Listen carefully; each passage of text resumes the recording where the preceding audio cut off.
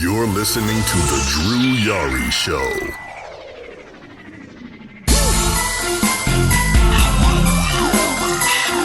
That's the wine and diner with kings and queens. You're looking at the man. You're listening to The Drew Yari Show.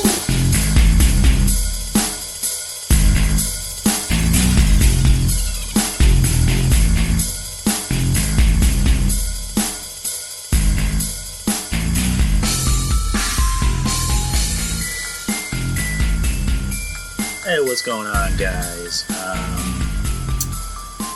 I'm currently pre-recording this on a Wednesday. This should drop on Thursday. And yeah, welcome to the podcast. Welcome to the Drew Yari Show. Before I get into reviewing Great American Bash and Fyter Fest, anyone that follows me on Twitter, social media, I had made I made an announcement about the future of the show. The show's not canceled. Unfortunately, the show's still going, but it's just not going to be live anymore. I had been kind of going over in my head about this for a while, of just going back to pre-recorded shows, kind of like I used to. I've been doing live shows for a while, and just recently, I just prefer to go back to pre-record. It's a lot easier. With live shows, it can be pretty hard. I don't want to sound like a wimp, but it's kind of one of those things where it's just a preference. It's just something I would rather do, especially getting guests on the show, because if your show's on Thursday. If your show's on Thursday at, 5 p.m. Central Time, but you have a guest that can only be on, during the day at like 12, Central Time, it kind of makes it hard. So I just decided to make it better for myself to just kind of going back to, pre-recording, during the day, at night, whenever I can, or just whenever I feel like it. So... And then, with that being said, I ended up deleting my Discord channel. Not my Discord account. I still have Discord. But my Discord channel, I just deleted it. I forgot how long I've had it, because I remember it was Trez that actually kind of convinced me to make a channel. And I didn't hate it. I actually liked it. It was fun, for as long as I did have it. But it just... I'm going to sound lazy here. It became a thing of, it became too much work to try and keep up. And, I had at least maybe close to 50 people in my chat room. And I was hardly talking to them. And not because I didn't want to, but it's just I don't have that kind of personality that, a Mish would have. Where everyone automatically would flock to me, where it just seems like people. I don't know. This is going to sound like I'm kind of a dick, but it's just it became a thing of I need to constantly check on this all day, and that's usually not me. That's not really my thing. Not to say I'm antisocial. I'm more of an introvert, if anything, but it just became a thing of it's unfair to you guys to have this chat room, and the guy who's supposed to be running the thing is hardly ever there. So I just, deleted the server. I'm not a big fan of Discord. I know Discord is kind of the way to go nowadays. Personally, Skype still works for me. I have certain guests that still use Skype, and Skype works. Discord, it can be, hit or miss. I'll be having guests on, and all of a sudden, it cuts out, and I can hardly hear them, or they can hardly hear me. So, not to say I won't use it anymore. I'll still use it if I have to. If I have guests that can only, want to use Discord, and then same thing with Skype. But I don't know, it's just a preference. But again, the show's still going to be on, but it's just I'm just going to keep it pre-recorded, not live. Not to say I won't ever do a live show, like in the history of time. It'll just be a thing of I'll do a live show whenever I feel like it. Whenever it calls for me to do a live show. You know what I mean? But it'll, as far as these pre-recorded shows will go, the shows will still come out on Thursday, but more than likely, I'll, like for now, for instance, because it's a Wednesday, I'm going to be recording this and then I'll edit and upload it the next day. So, I'm sorry if I sound kind of out of it. It's been a pretty long day. My head's kind of ringing a little bit. I feel like I have a headache coming on. But I'll be recording this and, editing it and uploading it for tomorrow. And then shortly after this, I'll be recording on my other podcast that I've been kind of neglecting. And I'll do a review on Last of Us 2. You guys are interested in that? You guys are interested in that kind of thing? With these shows, especially solo shows, I'm going to try and keep them as short as I can. With this podcast, the main podcast, and the extra show, it'll be kind of like what I've always planned. This is more of like the news show. This is more of the wrestling show. And the other show will be just about things that aren't wrestling related. Kind of like, video games and movies, whatnot. Like if I want to do a movie review, I can just do it on there. Or, I use that as a way to kind of, record extra minutes that I'm not able to record on the show. Like, for example, if we run over the time limit on this show, which is, 3 hours, I can just record a little bit extra, hence what it's called, Yari Extra. I'm debating on changing that name. I don't know what, but yeah. So I'll just be recording 2 shows today, which is weird. I'll be doing a double show. But, yeah. So I just watched Great American Bash and Fyter Fest. At the same time, mind you. Watched it on our new TV in there in the bedroom. We got my parents actually gave me this 32-inch Insignia Roku. And I had been looking for a smaller TV for our bedroom. Because we already have an 80-inch TV in the living room. So I've been, thinking about... I was thinking about for the longest time getting a smaller TV for our bedroom. Because our bedroom's kind of small-ish. So we can only really, get a smaller TV.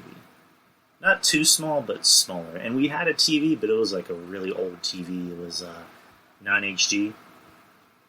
I only had AV cords, so I was able to hook up my 360. But it's weird because I was at my parents' house, and they were talking about that TV. They're like, "Yeah, we don't know if we're gonna get, we're not sure if we're even gonna get rid of it. We're gonna keep it ABC and D." I was like, "All right, I'll just buy my own TV. It's fine. It's no biggie." And the day after our anniversary, my mom just texts me in the morning and says, "Do you want this? Do you want the TV?" I'm just like, "Yeah, I'll take the TV." So, we've had this TV. Makes it easier to watch the shows now. Makes it a lot easier. So that way, if my girl and her sister are just watching TV in the living room, I can just come in here on Wednesdays and just watch both shows simultaneously. I can just watch NXT on the big screen, or not really a big screen, but the bigger TV, or just the TV in general, and then just watch AEW on my tablet or my phone, which I did today. First time in a while I've watched both shows simultaneously. It's not easy, but it was interesting. So we'll get into the Great American Bash. We'll talk about that. Literally right as soon as that show finished, I came on here and started recording. So, calm the fuck on. All right, so the first match was a Fatal 4-Way number one contenders elimination match for the NXT Women's Championship. You had Tegan Nox and Dakota Kai, Mia Yim and Candice LeRae. I didn't know it was elimination until Mia Yim pinned Candice LeRae. So let's see, because I had the volume turned down because I was getting the show ready. William Regal banned outside interference, which is why Raquel Gonzalez wasn't there, and which is why Johnny Gargano wasn't there. The match was alright. It wasn't, amazing. I guess you look at the crop of women, because outside of Mia Yim, the rest of the women in this match, you couldn't really be that invested in them. And I like most of the women in this match. I like Mia Yim. Tegan Nox, I like. I mean, she's not lighting the world on fire. She's slowly getting better.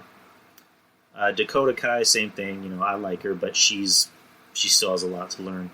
Candice LeRae, I find very bland. There's just nothing about her that really excites me or really gets me invested in her character. Or just her as an in-ring talent. But yeah, the match was so-so. Candice LeRae got pinned first, and then Dakota Kai ended up pinning Mia Yim. So which was shocking to me because you look at this match, you thought it was a for sure thing that Mia Yim was going to win, because Mia Yim is without a doubt the better one in this match out of all four of these women. But then it came down to Dakota Kai and Tegan Nox, which as soon as I saw that, I'm like, okay, so Tegan is going to win that match. And she did. She wins with her shiniest wizard. So that sets her up against Io Shirai, which I'm assuming is going to be in a couple weeks. It's definitely not going to be next week, as far as I know. I don't know if they've already announced that or if that's going to be something we hear about tomorrow or whatever. But Mia Yim and Io is going to be a match sometime down the line. There's no doubt about that because, again, both very talented women. It should be a good match. It should be a good ass-kicking match because Mia Yim, the whole thing about her character is that she's HBIC, which she calls her the head baddie in charge, and she's also an ass-kicker. And then Io, she's more of the genius of the sky, but she's also an ass-kicker. So that should be a match sometime down the line. I'm assuming at the next TakeOver, which is the one before SummerSlam. That's if there's fans in attendance, which I doubt it will be, but apparently Vince is looking to make that happen. But Tegan Nox against Io, I think that, obviously Io's going to win. This is going to be more of a match to get Tegan over. And I think Io would do a good job, getting her over and making her a little bit better. And I have no problem with this match. And was it Lippman from Twitter? He said he preferred, for it to be Dakota versus Io, which that wouldn't have been a bad match either, especially when you throw Gonzalez into that match. But I'm fine with this one. Again, not to sound disrespectful to Tegan, it's a good tune-up match. So whenever this is, it should be what you think it'll be. But yeah, the first match was, it was what it was. So what is the next match?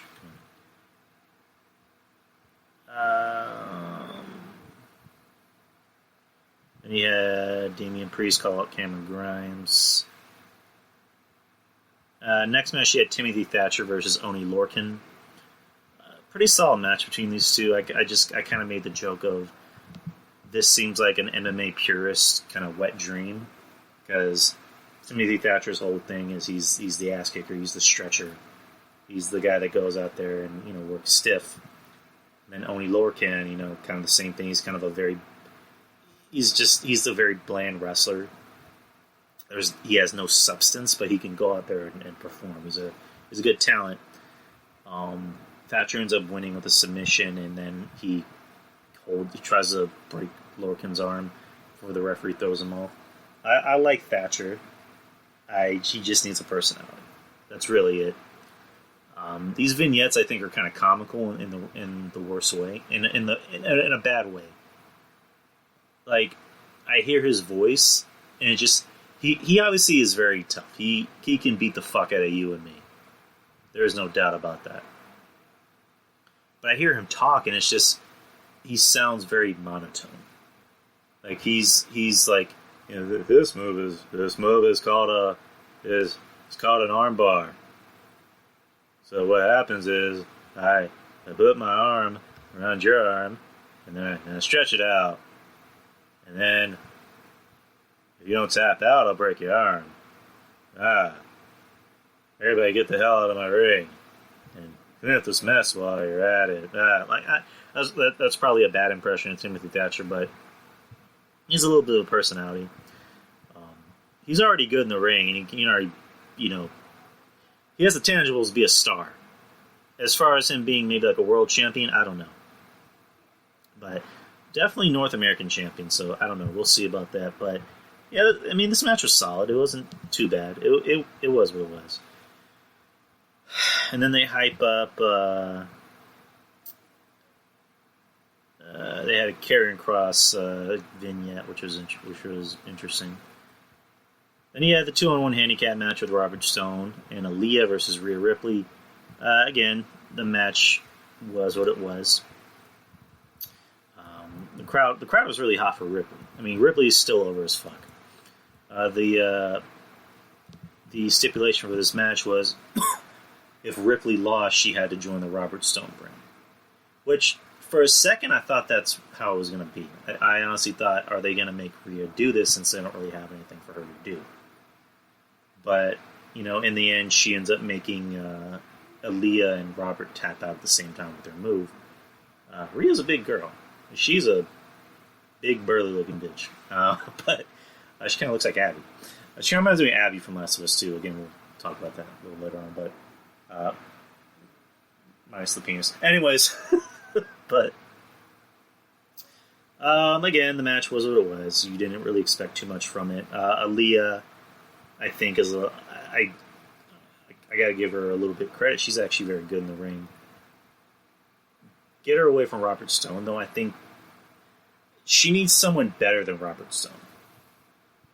You know, Robert Stone, I get what his gimmick is supposed to be. He lost Chelsea Green. But I don't know. I give him something else to do besides being an on-air talent. I don't know. That's just my opinion. Rhea, obviously, they want to kind of keep her. They kind of want to cool her down a little bit before they have her go against Io in the future, which will happen.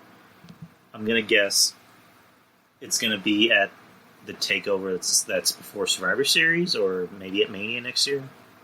You know, that's what they want their Mania takeover to be, which I wouldn't mind that. That'd be a fucking dope takeover. So they want to keep her cool before they heat her up again, which I'm fine with.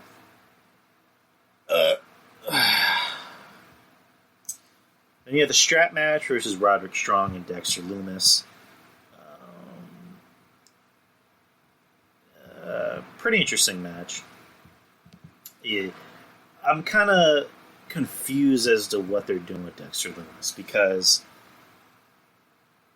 the way I see his character, he doesn't seem like somebody that should be out there really working that much.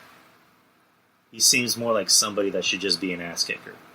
Or just, I don't know, I don't know. I mean, he's not terrible in the ring. It's just his character kind of plays for him to not really go out there and do like arm bars or you know, fireman carries or whatever you want to call it. But I don't know. It is what it is. So they're playing off the whole, you know, thing where Lumis, you know, put Roderick Strong in his trunk. There's an interesting bit in the intro of the match where Roderick Strong is sitting in a chair talking about it, and then he closes his eyes, and then it, you know, plays his entrance music, and then he opens his eyes, which I thought was a pretty cool intro. Let's see. Bobby Fish came out, of course, and then Loomis threw him onto the plexiglass, which I find funny how the whole point of the plexiglass is to make sure that nobody else can get sick or spread virus or whatever, and yet WWE is still using it as a prop. Like, you would have thought that they wouldn't even dare to use that. I'm surprised nobody's even really said shit about it, but I just think it's funny. So Loomis goes for his submission called the Silencer, and Strong taps out. So where does this really leave Loomis in this whole Undisputed Era thing? Like, does he move on? And if he moves on, what does he move on to? It looked like they were going to do something with him in Velveteen Dream, but Velveteen Dream he looks like he might not even be around too much longer. The rumor going around, I usually don't like to report rumors. I really don't. But, the talk going around is the whole situation with him and trying to solicit underage boys, sending dick pics, asking for, half-naked pics from them. He might not be around much longer. WWE might just cut ties with him. I mean, it sounds like they'll pull an Enzo and just release him as soon as it gets worse. I mean, in Enzo's case, they fired him before anything could happen. Or before anything even had an opportunity to happen. But granted, I think they also like Dream, but... Oh, man. He has not been shown on TV for... I think it's 2 weeks. They did that bit with him and Dexter Loomis where Loomis offered to be his tag team partner. And it looks like that's what they're, looking to do. But it looks like Dream might... Velveteen Dream is no more. The Dream's over. Which is unfortunate. It's unfortunate if it comes out and all this is true. If this ends up going to trial, Dream is done. Like, he is done. He is done, and his next match will be in the middle of the prison yard. So, I mean, even if he has to do, community service, which, I mean, unfortunately, that might be where he ends up, even if he does get convicted, because at the end of the day, he's a celebrity-ish, and WWE is going to have the best lawyers. He might end up getting probation or might end up getting little prison time. Either way, no wrestling company will touch him because WWE, when they release you for this type of shit, they release you. And they make sure nobody gives you a chance to wrestle. Nobody. So yeah, Loomis. Going back to Loomis. I don't know what they're doing with this character. I really don't know. So, and Undisputed Era can just go back to being Undisputed Era. So, they had a vignette for the winner-take-all match next week on Night 2 of the Great American Bash, which was pretty nice. It was a nice setup. So I'm looking forward to that. And then Johnny Gargano is walking with Candice LeRae, and Candice LeRae goes after Mia Yim. Isaiah Swerve Scott tries to break it up. Then him and Johnny Gargano go at it. Shawn Michaels is there to break it up randomly, which I thought was interesting. Santos Escobar comes out with Raul Mendoza and Joaquin Wilde. The group is now known as El Legado del Fantasma.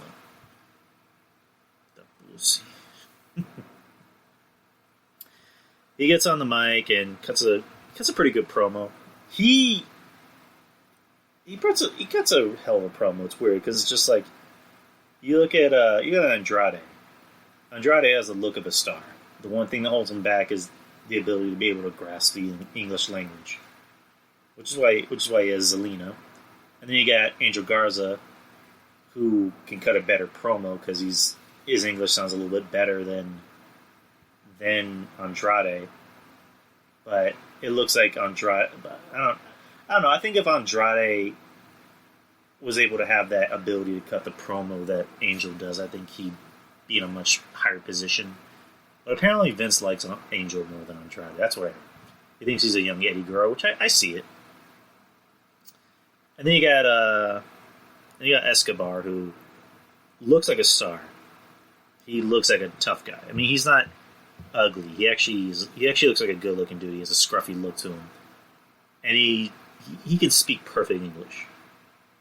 And it's not a racist thing, but it's always a thing of, the way WWE looks is we need to send these guys to Good Morning America, to the talk shows, to Conan, to Jimmy Fallon, or what have you, and they need to be able to keep up, to speak fluently in English. So that way they're out there promoting the company, the pay-per-views. And, I mean, again, it's not a racist thing. It's just, it is what it is. It's like that everywhere. You know what I mean? Because you can have Zelina out there helping them cut these promos. But, Andrade is supposed to be the star, not Zelina. So you had Escobar come out, cut a promo talking about Lucha, saying that he's here to bring Lucha back, and that before it looked like it. He said before Lucha was kind of treated as a comedy bit. People wouldn't take it seriously. That was all about just masks.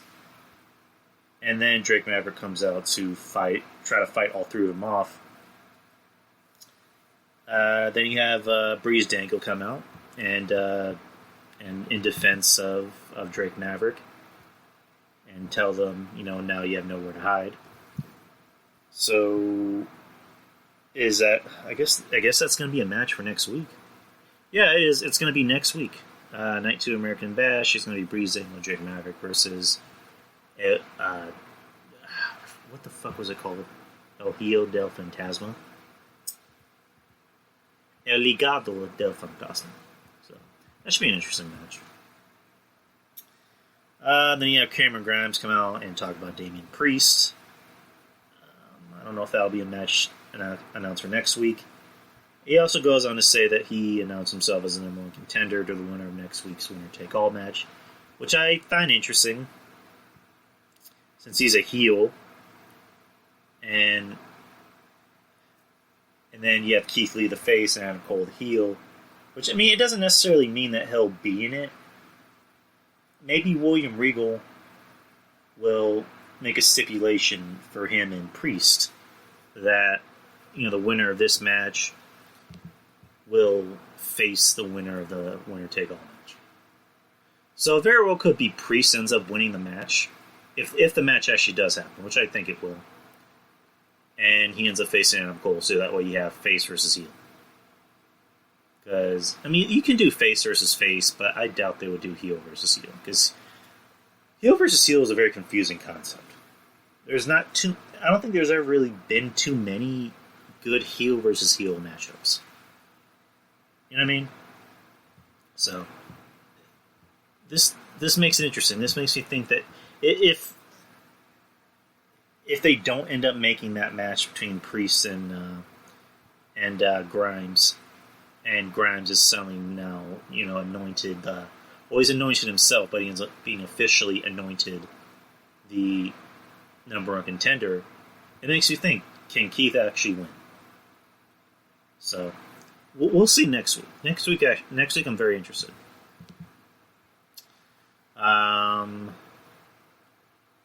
Next week, they confirmed a 6-man tag match, plus a street fight with Mayhem and Candice LeRae.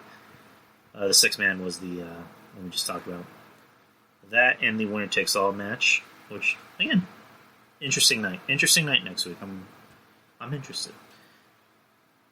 Then you have the main event, which is Io Shirai versus Sasha Banks in a non-title match, which I was actually kind of bummed out, because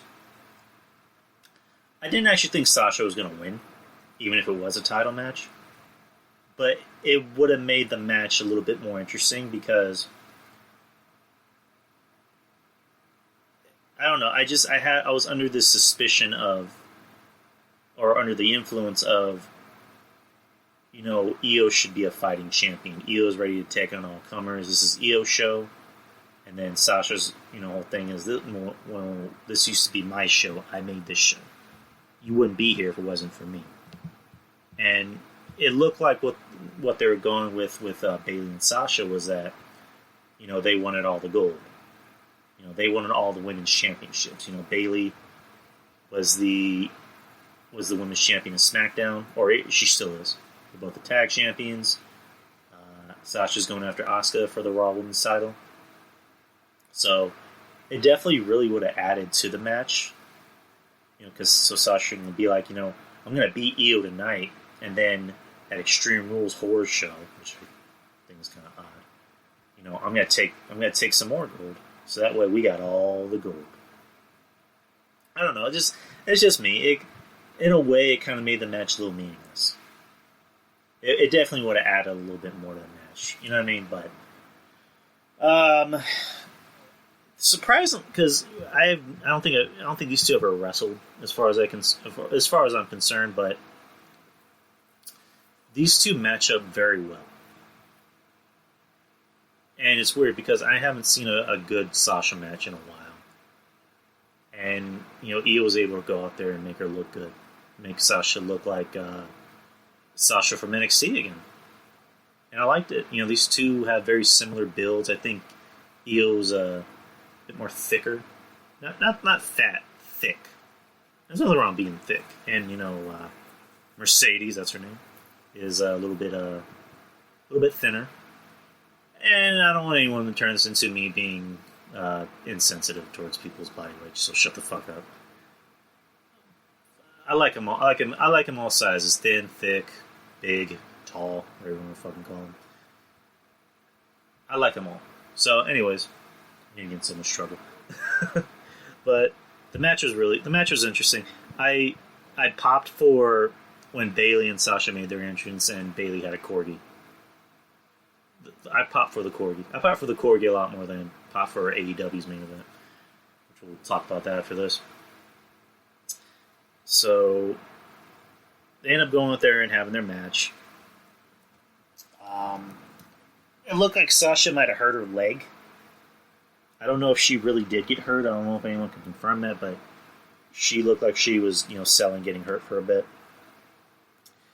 There was a point in the match where they're trading submissions. Sasha's doing her bank statement, which is a crossface, and then Io's doing a crossface, which is just like, what's the difference? They're both the same move. Which I don't know. I heard a while back that I guess because of Benoit you couldn't call it a crossface anymore, or even say crossface, but whatever. I guess you can't say crippler crossface. You just have to say crossface, but. Io goes for her crossface. Or no, Sasha goes for the bank statement, Io gets out. And then Io goes for the crossface, and then Bayley throws a belt in the ring to kind of distract the ref, and he's trying to take the belt away. And then Bayley ends up hitting Io in the face. He kind of saw that, and he didn't see that, but he's getting in Bayley's face like, what did you do? Did you hit her? So, he's trying to take the belt away, but, Bayley's grabbing it. And I just watched it. Why the fuck did my mind go blank? So, while they're pretty much playing tug of war over the belt, you see... What just happened? Well, I just watched the match. What the fuck happened? So...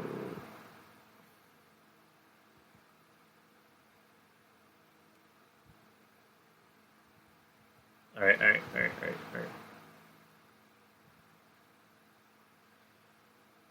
So while the referee is distracted, it looks like Sasha's about to get a free cheap shot. Asuka appears out of nowhere. She appears out of nowhere under the ring, which I thought was pretty cool. Which I thought was kind of creepy. Oh yeah, whatchamacallit? Yeah, why is my mind going blank? Sasha tries to go after one of the belts. She grabs one of the belts. Asuka appears under the ring out of nowhere and grabs the belt and ends up spitting blue mist in her face. Io goes for the schoolboy and Sasha kicks out, which I thought was dumb. I thought she shouldn't have gone for the schoolboy. She should have just, I guess, kicked her or hit her and then go for her moonsault. But she did afterwards, and she got the win. And then Asuka comes in the ring and celebrates. So that was the end of the show. That was the end of the first night of Great American Bash. From top to bottom, it was interesting. It was a good show. The main event, I thought, is what sold it. Is what kind of held together. Every other match, Dexter Lumis and Roderick Strong, I thought was okay. It wasn't the shits. Again, I don't like the thought of Dexter Lumis going out there and trying to go out there and wrestle. Not to say he can't, but with his gimmick, he should just be more of an ass kicker, or just someone who squashes people. I don't know, but he obviously has talent, so they need to use it. The 2-on-1 handicap match, it was what it was. It didn't really light anyone on fire. It didn't light the world on fire. Thatcher and Lower Can was probably the second best match of the night. The women's Fatal 4-Way was meh. It was eh. It was what it was. Honestly thought Miami was going to win, but it looks like they want to save that for much later on in the future. So, they want to see what Tegan can do against the champion, which I'm all for it. I like Tegan. I want her to get better. She's slowly getting better. By each day. By each day that comes. So, now you got Fyter Fest day 1. Let's see, I'm looking at it right now. The first match on the card was MJF and Wardlow versus Jurassic Express. It was a fun match. I think Wardlow and not Jurassic Express, Luchasaurus wrestled last week, and Wardlow won. Wardlow's been undefeated in singles action. I haven't really seen Luchasaurus wrestle that much, because I think Jurassic Express has been on, was it that AEW Dark, for the most part. But MJF came out at the beginning of the match and just cut a promo, just being a dick, talking about Jack's dad, Luke. And then Jack came out and just beat the shit out of MJF. I like watching these two wrestle, MJF and Jack Perry. It's funny, I'm calling him Jack Perry instead of Jungle Boy. But I like watching these two wrestle. They have very good chemistry. They both fit the characters they're trying to play, whereas MJF is the cocky dickhead of a heel, where you have Jack Perry, who's the white meat babyface. And it also helps that they're both talented as fuck. They're both over as fuck. And they're able to go out there and make magic happen. They really do have good chemistry, and they're this is going to sound cliche. This always sounds cliche, but I don't care. But they both are the future of AEW. MJF will be champion sometime down the line. Jack Perry, him as a champion, I don't know. We'll have to see. Crazier things have happened. I think if he puts on a little bit more muscle, maybe. I don't expect him to get jacked, but have like a Shawn Michaels physique. Like, that's the way to go. You know what I mean?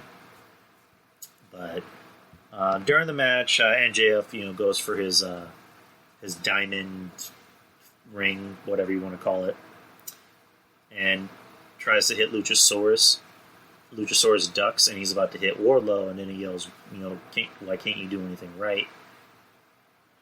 Luchasaurus ends up pushing MJF into Wardlow, and then they get the pin on MJF. So, whatchamacallit?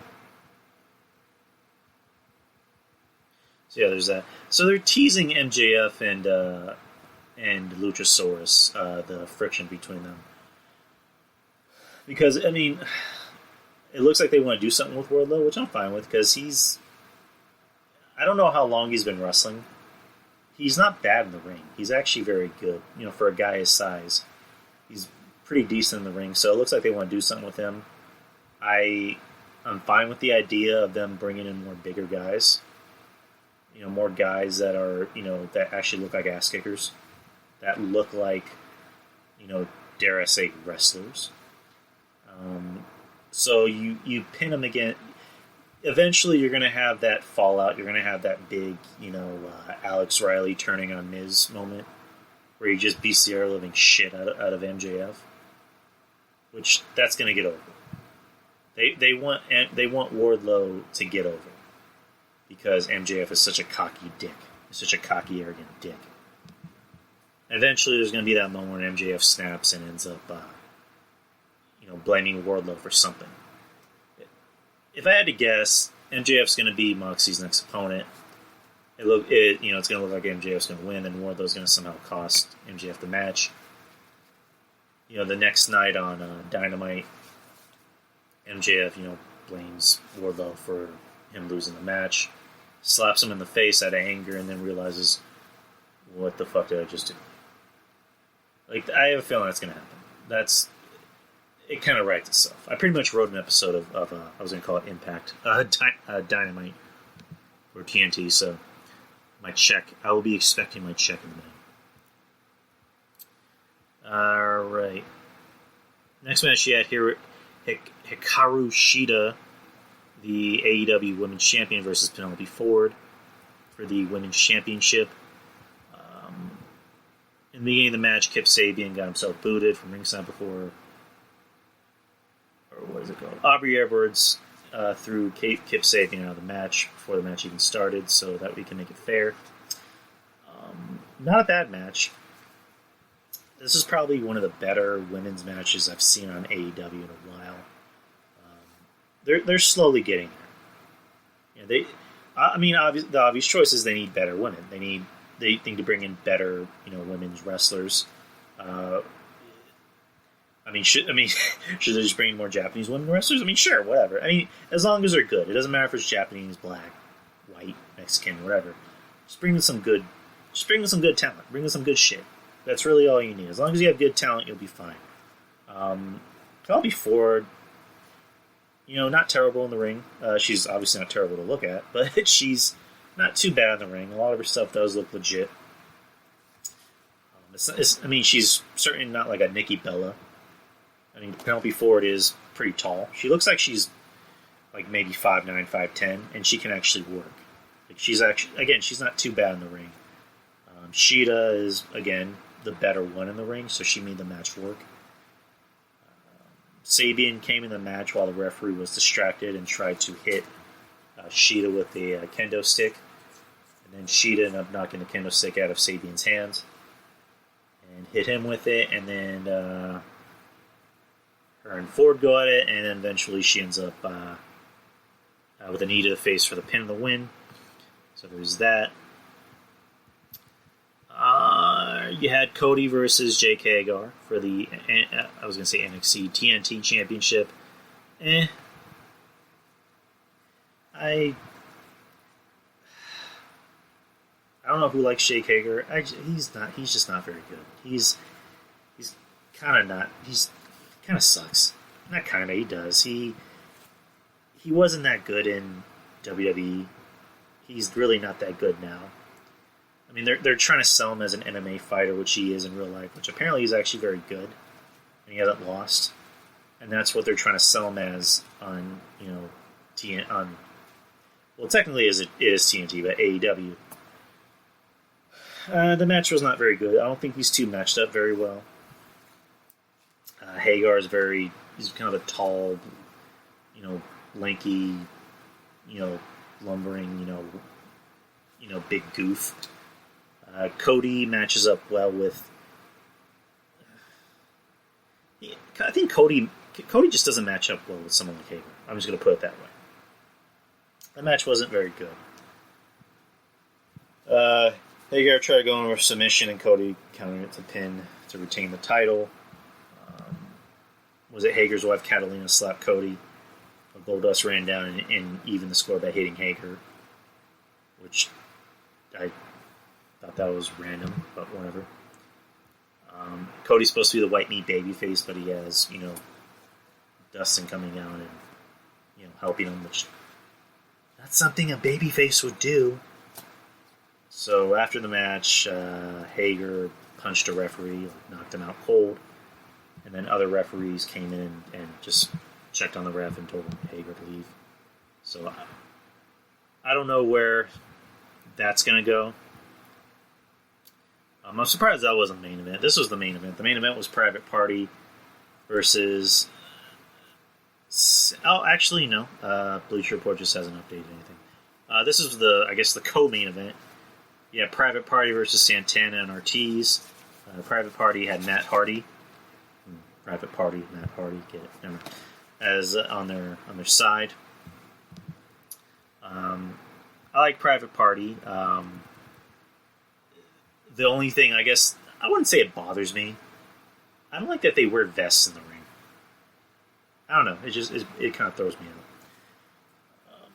I like Santana and Ortiz. I thought these two had a pretty good match. It was a combination of two different styles. Private Party they're supposed to be the high flyers, the innovators, and Santana and Ortiz are more of the grounded, ass kickers of the group. So it worked. These two were able to go out there and make it work, and I liked it. I enjoyed the match. I like these two. These two work together pretty well. I wouldn't mind seeing these two wrestle again, which it kind of looks like it might end up happening again. Ortiz and Santana, I'm surprised that they're not in the tag team title picture. It's kind of a shocker because they're just really good. They're entertaining on the mic and they're entertaining in the ring. So I don't see why they haven't been thrown in that title picture yet. Private Party, obviously a lot of things come into play because you had COVID, so you can't really use too many people nowadays. But it looked like for a while that they were trying to make him into something big. And then they just kind of disappeared for a little bit. And it doesn't help with more and more tag teams coming in because now you have FTR. And then you have the Lucha Bros to deal with, which, again, another tag team that looked like they were going to do big things with, and they just haven't been using them too much. And then you have the Best Friends, which we'll get into that, which I'm not too big on. Kenny Omega and Adam Page, which I'm still waiting for that to implode. I'm surprised it hasn't already. I guess they want to build up to it.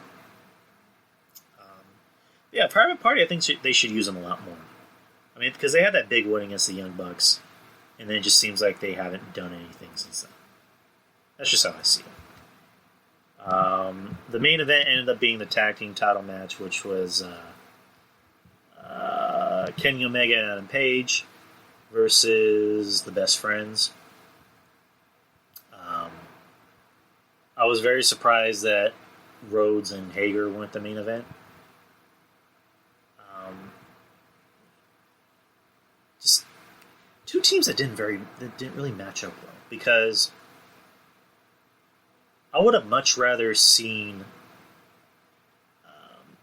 Adam Page and Kenny Omega versus I was going to say Jericho and Guevara, but then the whole thing with Guevara happened. Or maybe Adam Page and Jericho versus Santana Ortiz. Like that really would have been an interesting matchup. These Trent Beretta, I think he has something to offer. He's very talented. He has a good look to him. Chuck Taylor, I don't see what other people are seeing.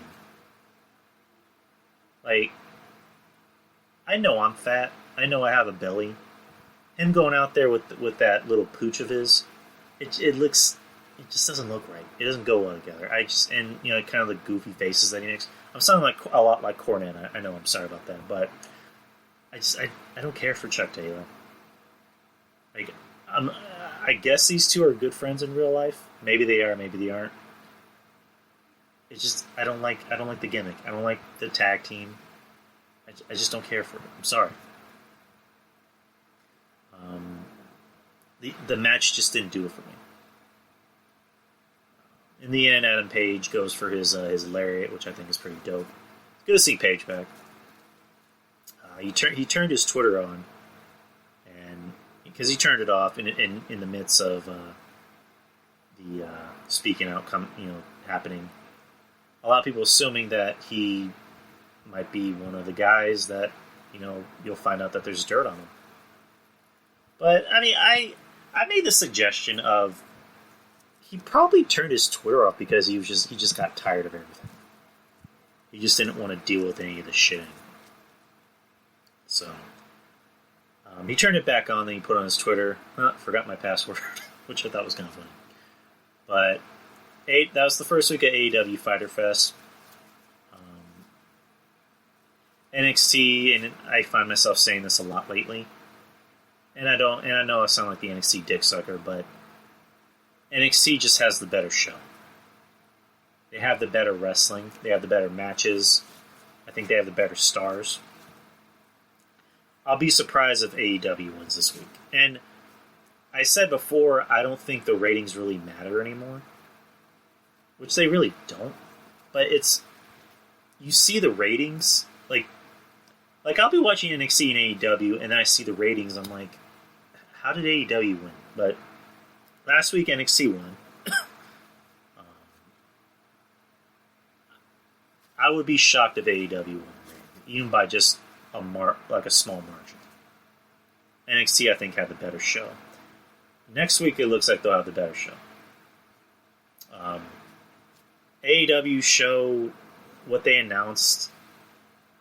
Next week, originally, Jon Moxley was supposed to wrestle Brian Cage, but they moved that to Fight for the Fallen. So, the whole situation with Renee Young, because Jon Moxley decided to take time off to, deal with Renee Young and just deal with everything that's going on, to let them know, hey, my wife has COVID. I don't want to get anyone sick, so I gotta quarantine. I gotta stay home in quarantine. Social distancing. So he'll be back in 2 weeks. So next week, so far the matches are, Chris Jericho versus Orange Cassidy. Which according to Don Tony, that was actually the lowest rated segment of last week. You got FTR and the Young Bucks versus the Lucha Bros and the Butcher and the Blade. The Butcher and the Blade. What's another match? Because they announced like 2 other matches, and I was just like, I don't care. Let me look them up real quick.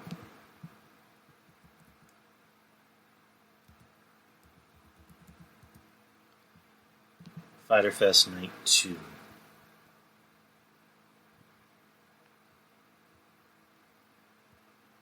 Alright, so... Alright, looking up right now. Part 2...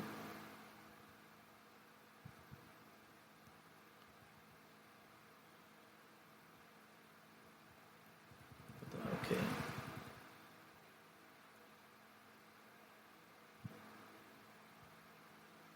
So it'll be Private Party versus Kenny Omega and Adam Page next week. So that should be a good match. I wouldn't mind seeing that match. So, all right. Well, I'm trying to look at every match.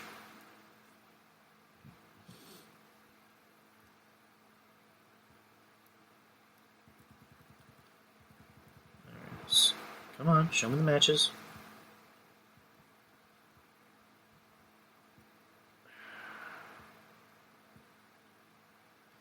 Alright, night 2, you got Lance Archer versus Joey Janela. Pass. Nyla Rose will appear. Pass. Mr. Brody Lee. Pass. I already read Brody Lee. I don't care. Him and Cole Cabana versus SCU. Don't care. Jericho and Cassidy, already said that. FTR and the Young Bucks versus Lucha Bros and the Butcher and the Blade. And then it was just announced the tag team titles with Omega and Page versus Private Party. That's probably the only good match on this whole card.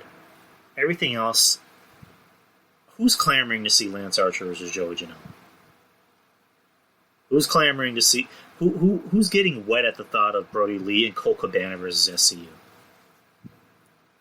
And as much as I like Chris Jericho, as much as everybody else loves Chris Jericho, I refuse to watch anything with Orange Cassidy. I'm sorry. I'm sorry if anyone else loves Orange Cassidy. I refuse to watch anything with them. It's a stupid gimmick. It's dumb. It's stupid. I don't like it. I don't care for it. It's dumb. I don't find it funny. I don't even find it ironic.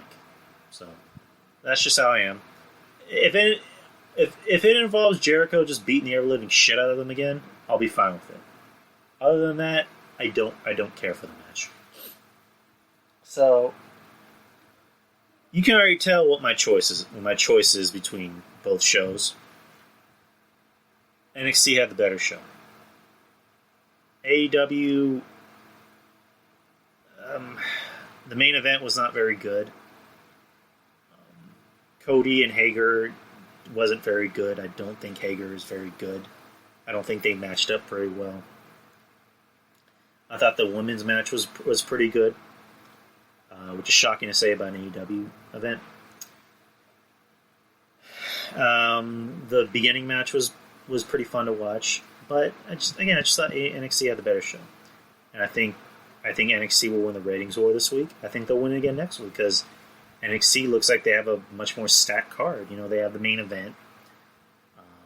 They have a street fight with Maya and Candice LeRae, which should be interesting because Candice LeRae, you know, she worked street fights. She worked with men in the Indies, so that should be an interesting matchup. But yeah, I mean, I don't see how NXT doesn't win this ratings war for the next 2 weeks. Is there really anything else to talk about that's wrestling related? I wanted to keep this under an hour. You got Gallows and Anderson signing with Impact.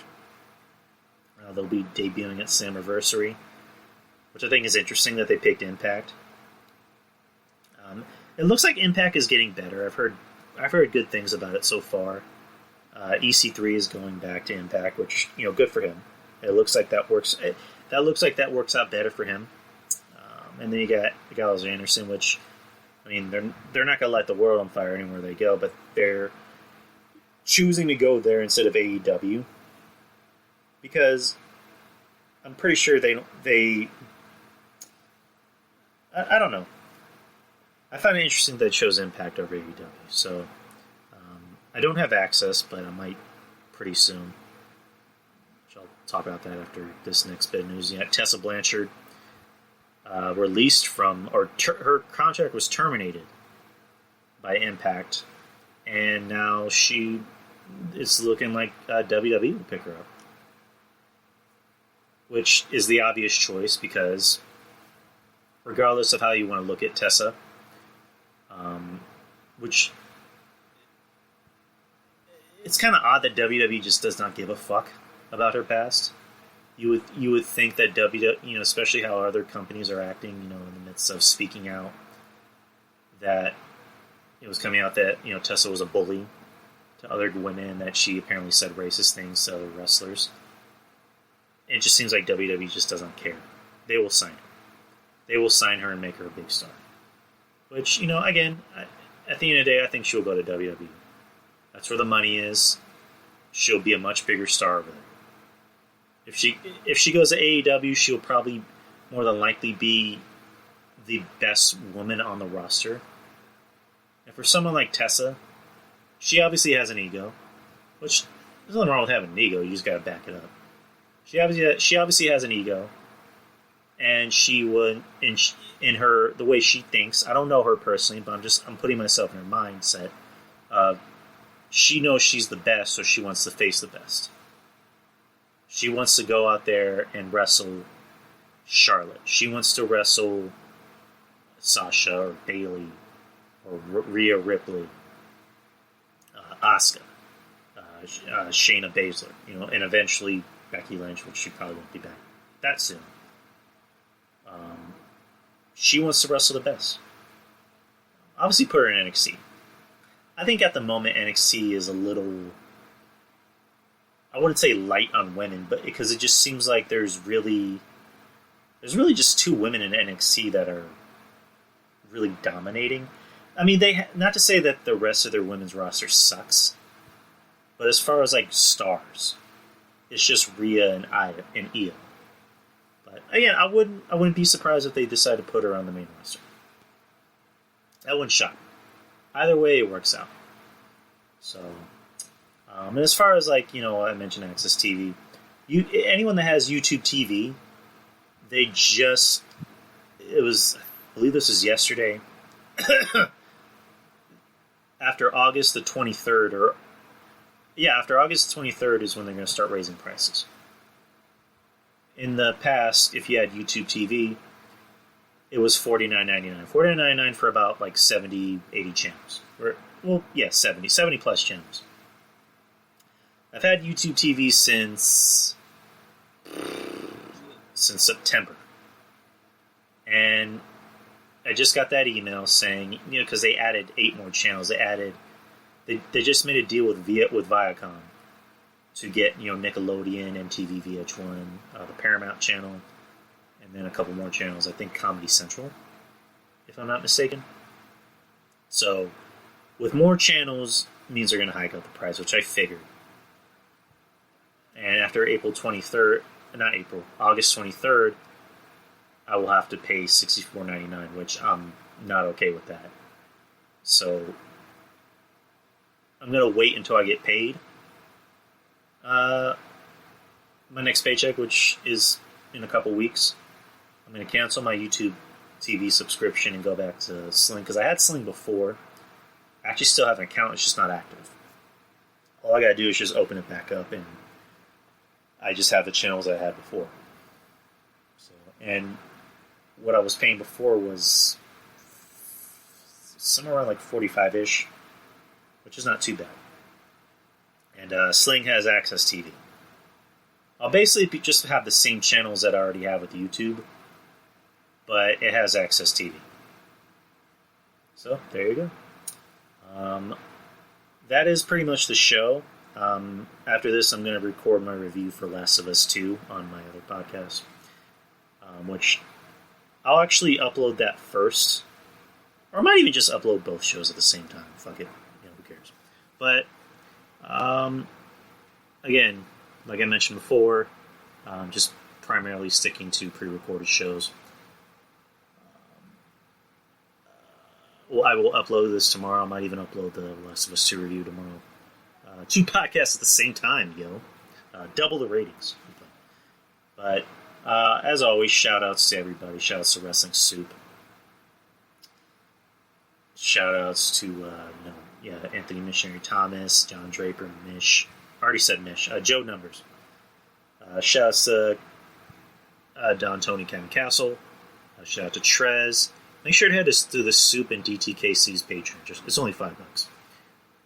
Shout out to Brian J. He has the Wrestling Reanimated and Horror Reanimated podcast, which you can listen to on Spreaker. Shout out to Ruben Prime TV. He's going to be putting on a podcast pretty soon. I just talked to him the other day. He's a good friend of mine. I'd love to have him back on. Shout out to Texas Podcast Massacre. Let's see. Shout out to Shaheen. He has the Clothesline Media podcast. He also has Nuclear Heat Graphics. So he's already made 2 designs for my show, 2 logos. I might just have to ask him to make me a new logo, probably for this one and my other one, depending on how much that costs. Yuck Nasty and Dogger Baby for getting the corner. Yuck Nasty made me a theme for this show. You can check on him and ask him how the theme is going, because I was supposed to get a new theme already. I'm just playing. I don't mean to call him out. Yuck's good. Yuck's good people.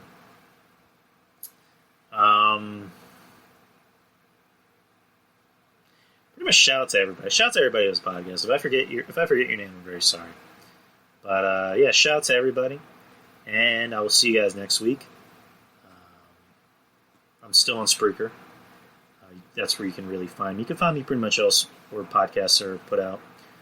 Twitter handle, Instagram, Facebook, Drew Yari Show. You can find me. You can find me on YouTube if you want to listen to the shows on YouTube. I also stream video games on YouTube. I just finished Last of Us 2, so you can check those out. I finished Last of Us 2 it was either on Sunday or Monday. I'm currently streaming God of War. I don't know.